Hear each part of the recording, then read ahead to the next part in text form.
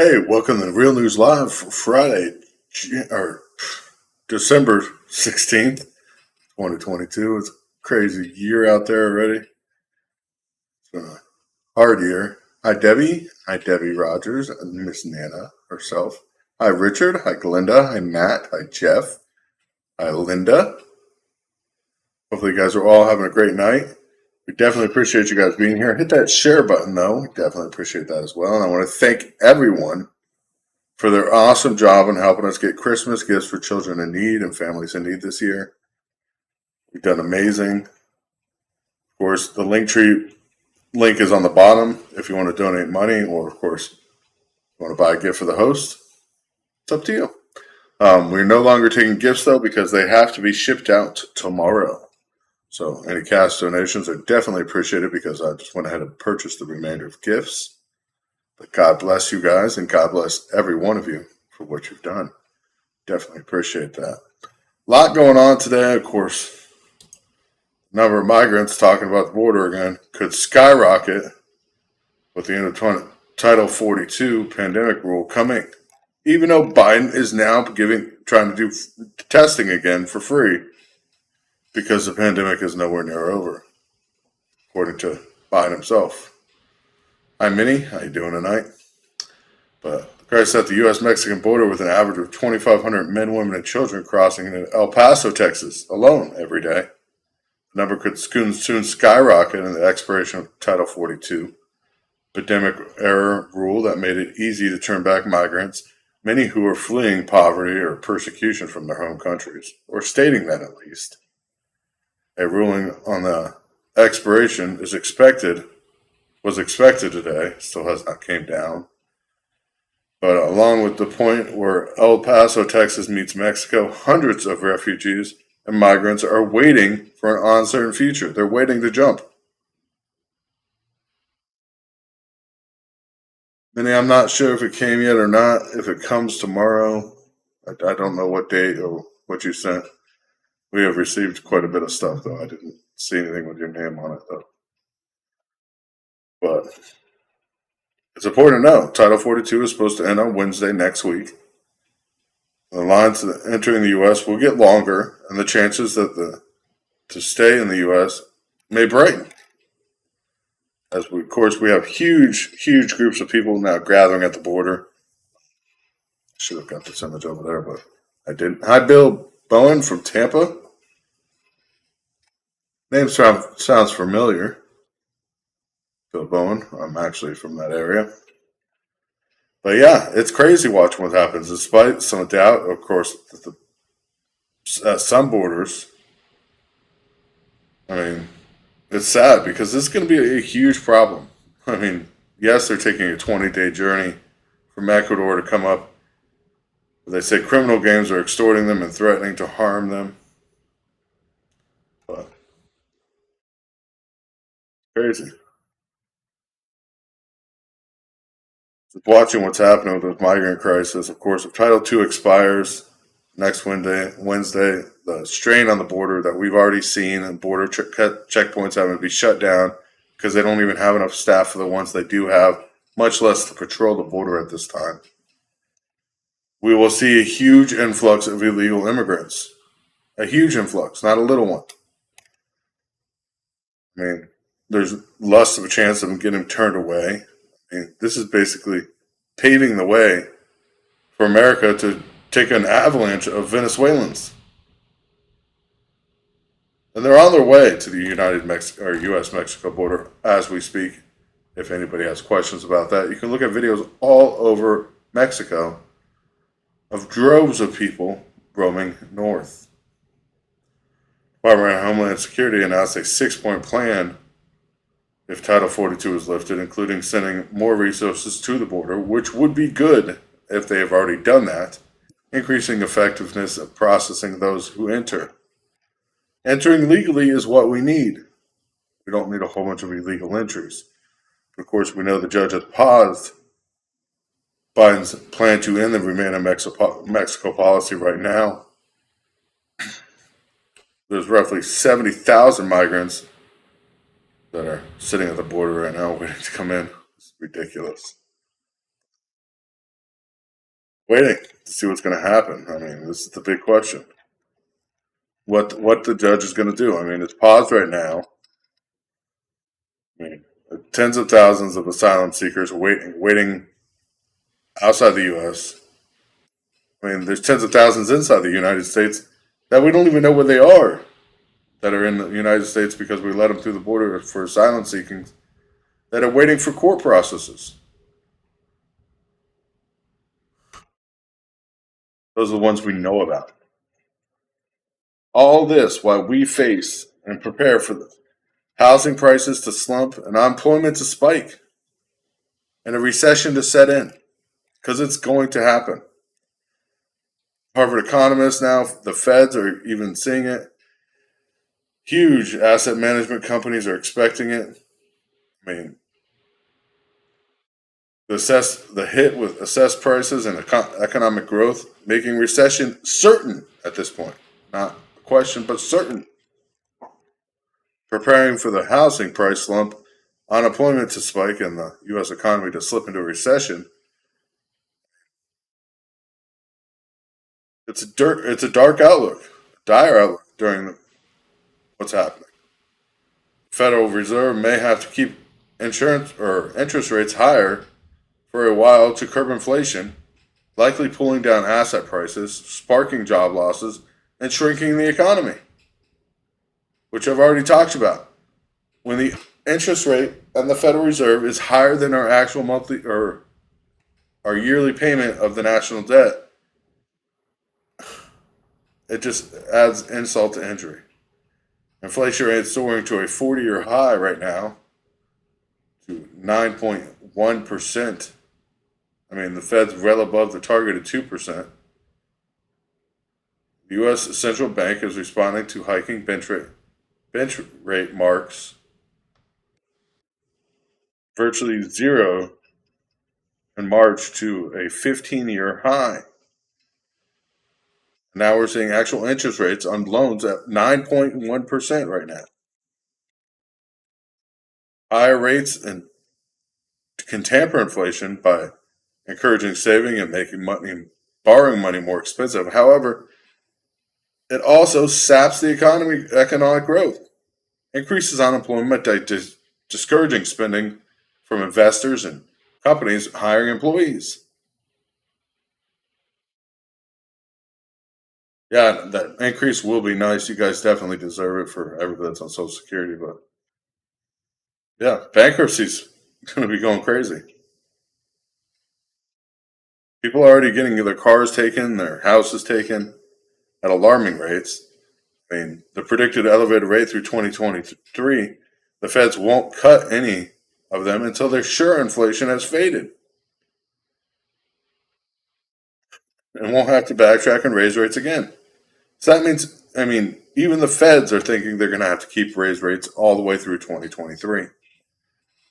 Meaning it's absolutely crazy what's going to happen. A lot of sectors of the labor market are still red hot. We definitely have people stating they want to hire part-time employees that give no benefits for less than wages that are suitable to live off of, but the labor market's still there.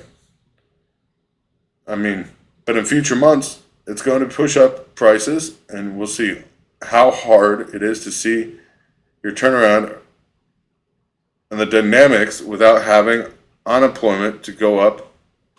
I mean, unemployment's going to go up quite a bit at this point. Even the former chief of the International Monetary Fund noted today that more than a decade of rock bottom interest rates boosted the price of stocks and homes and Bitcoin and art and other assets. Now that the rates are higher and going to go even higher, mortgage costs have soared as a result. And that's what's expected home price drop is happening. And we're seeing it everywhere. Rents, of course, won't go down because people still have mortgages. The mortgage rates are going up on those variable rate mortgages at this point, which will make it hard for everybody all the way around. Housing costs go up even though the housing prices go down. And the adjustment coming to the housing market's going to be hard. Prices are going to have to come down so more people can even afford to get a mortgage on it at a higher percentage rate. 9% versus 3%. It is crazy. We are leading into a recession, and it's not a question at this point. It's happening. I mean, even the EU Defense Agency said Europe cannot rely on the U.S. as a shield. European Union states it should buy arms jointly to replenish stock after supplying Ukraine, and said warning the United States may not always be able to shield the Europe from threats or may not always be there for Europe. Of course, pushing more divide amongst what's happening with Russia and the oil. Russia's war aggression, of course, against Ukraine demonstrates the capabilities and shortfalls about what's happening over there. They need to develop their military capabilities. The industry, of course, in talks with European arms firms to boost productions. The country having about clubbing together and to buy equipment and ammunition. They should have done this a long time ago, and it's important that the European Union becomes a credible provider for security to protect its own citizens at this point. Urging the country to heed the United States calls for investments in defense. We can't even rely on ourselves. It is sad but true. The United States will be inevitably engaged in the Asian Pacific.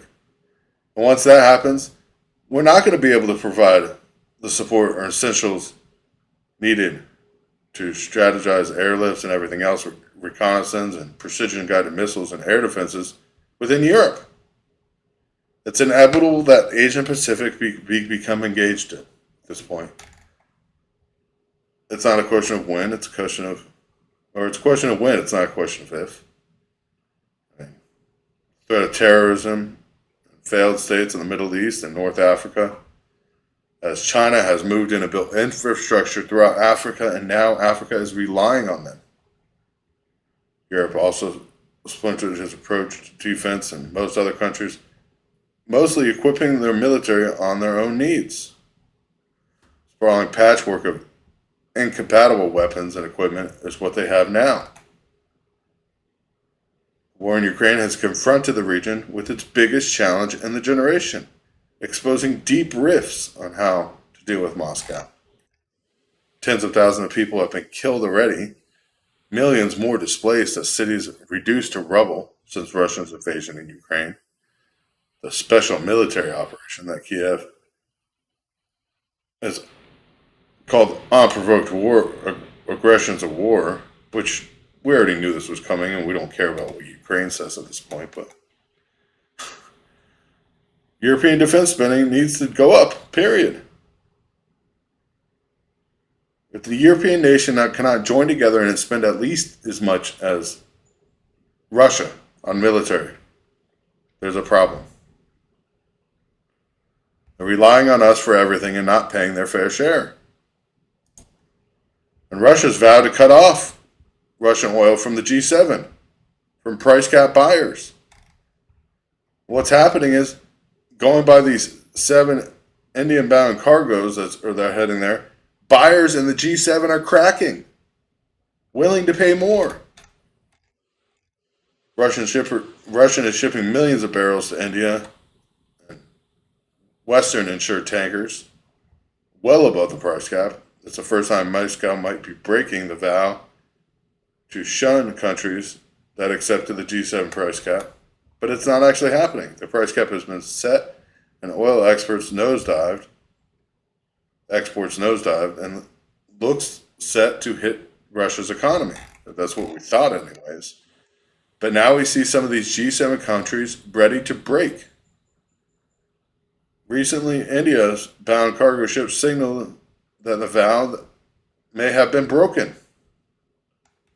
And they, of course, are going to pay more than $60 a barrel for Russian oil, even though they was part of that G7 summit, that agreement.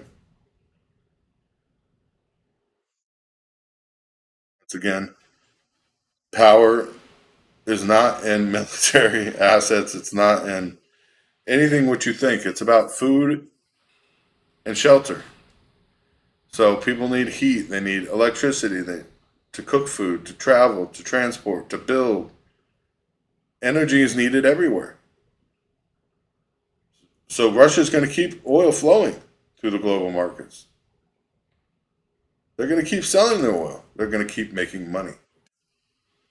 Basically, the price cap was stupid. I mean, Russia's not going to sell its crude oil to countries that abide by the measure, obviously.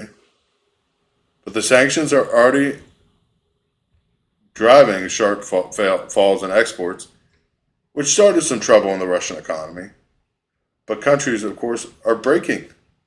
The central bank have warned of economic shock, while the International Monetary Fund has forecasted it will shrink 3.4% this year. The GDP.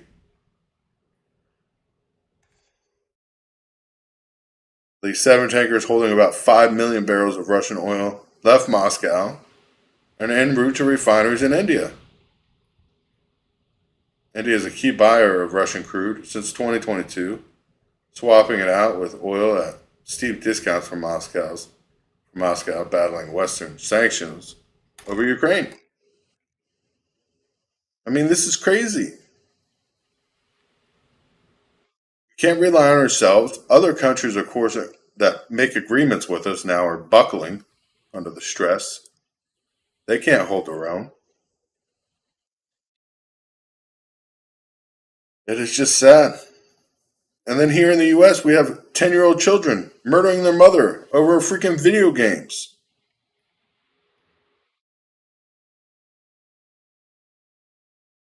Over video games. Deadly winter storms heading our way. Of course, Leahy.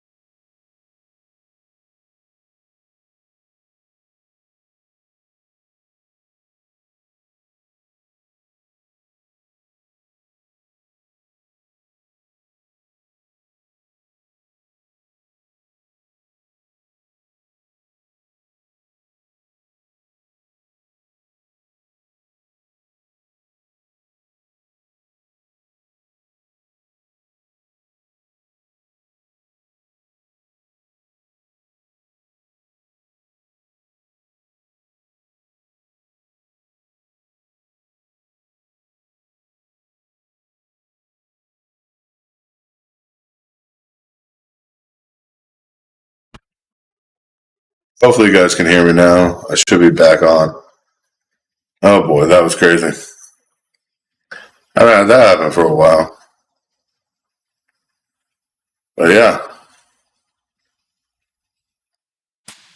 crazy, crazy, craziness. You hear me now? You hear me now? Which microphone is that coming with? Anyways, it's crazy out there. Absolutely crazy.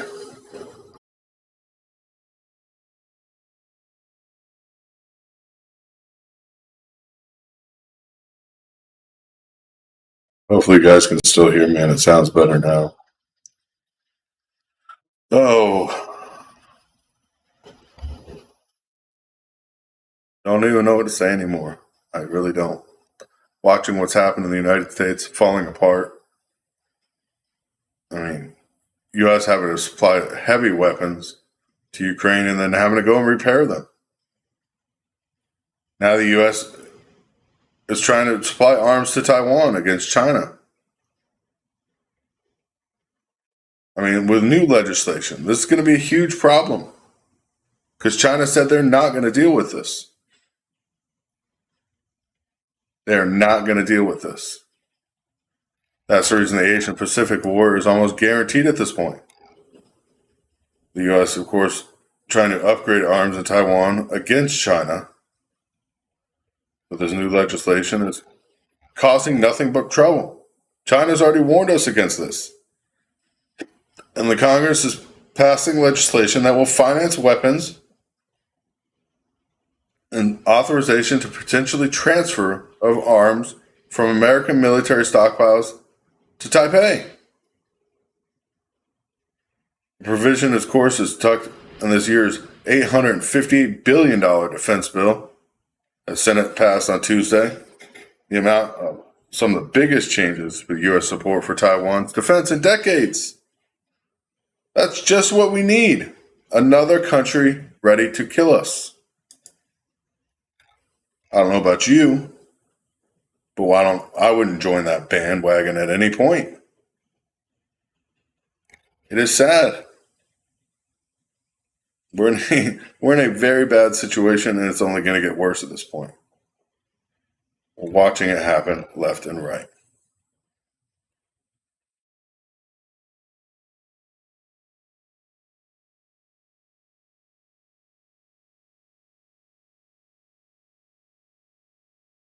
Cannot hear me on your big phone? I am sorry.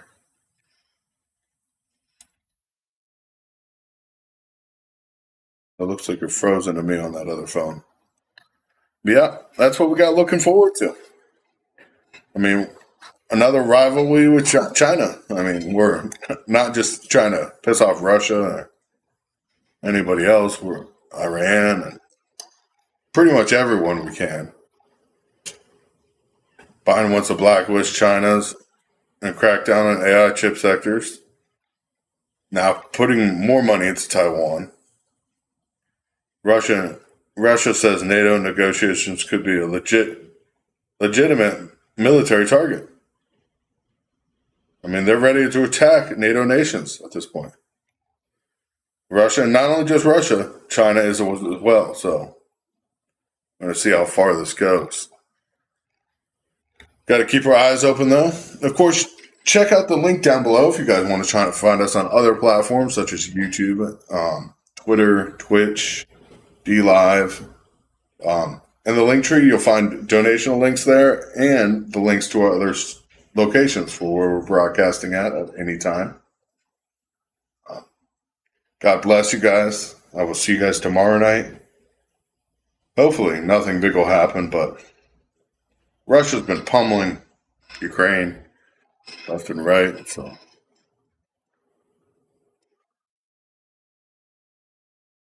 they're not worried about the U.S. at this point.